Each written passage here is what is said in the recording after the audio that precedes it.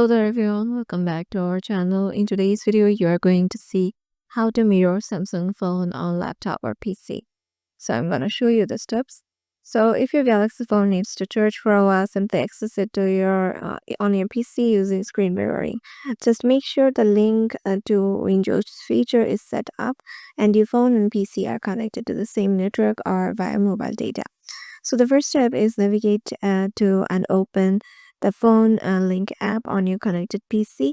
Then select apps at the top. Select for open phone screen, and you may need to tap start now on your phone to give a phone link permission to the stream that to stream the screen.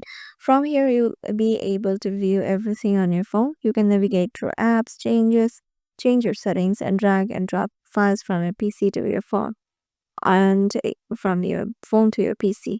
Your phone's battery status will be displayed at the top of the screen too. When screen mirroring, your phone screen will be blank, but you can swipe the screen or press the side button to use it normally. So yeah, this is how you can just mirror your phone to your PC or laptop.